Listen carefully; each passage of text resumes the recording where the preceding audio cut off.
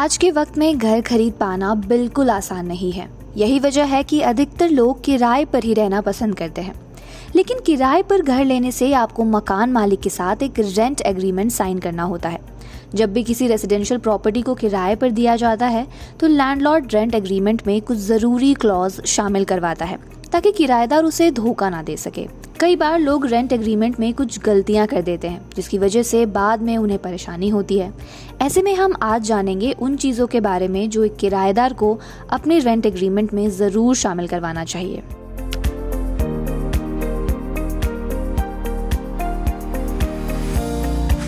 किसी भी rent agreement में सबसे इम्पोर्टेंट किराए की रकम होती है। सही अमाउंट एग्रीमेंट में ना लिखने पर आपके और लैंडलॉर्ड के बीच दिक्कत हो सकती है। इसके अलावा लैंडलॉर्ड की तरफ से किराएदार से एक सिक्योरिटी डिपॉजिट लिया जाता है ताकि अगर उसकी वजह से प्रॉपर्टी को कोई डैमेज हो तो उसकी भरपाई की जा सके। वैसे तो सिक्योरिटी डिपॉजिट के अमाउंट को रेंट एग्रीमेंट में भी दिखाया जाता है, लेकिन एग्रीमेंट बनाते वक्त उसे वापस लेने की बात भी आप ज़रूर लिखवाएं।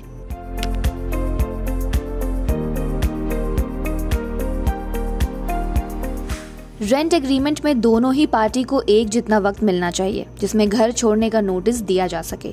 किराएदार को अपने हिसाब से रेंट एग्रीमेंट में नोटिस पीरियड पर नेगोशिएशन करना चाहिए।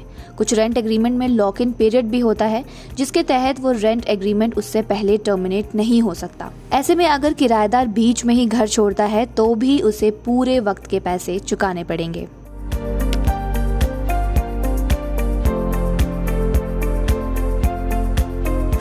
एग्रीमेंट में ये साफ होना चाहिए कि किस तरह के नुकसान के लिए किराएदार जिम्मेदार होंगे।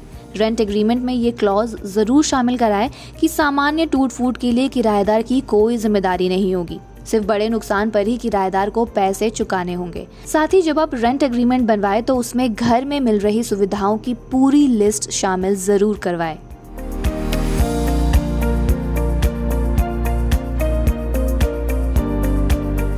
जब एक रेंट एग्रीमेंट बनता है तो उस पर एक लागत आती है। आपको ये पहले से तय करना होगा कि रेंट एग्रीमेंट बनवाने का खर्च कौन देगा।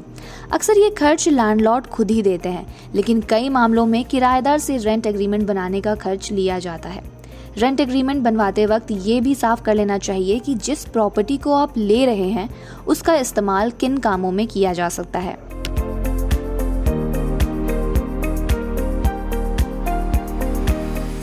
रेंट एग्रीमेंट में ये मेंशन होना बेहद जरूरी है कि किन चीजों पर आपको रेस्ट्रिक्शंस है। कई बार लोग घर किराए पर लेकर अंदर से उसे रिनोवेट करने लगते हैं, लेकिन कुछ मकान मालिक इसकी इजाजत नहीं देते।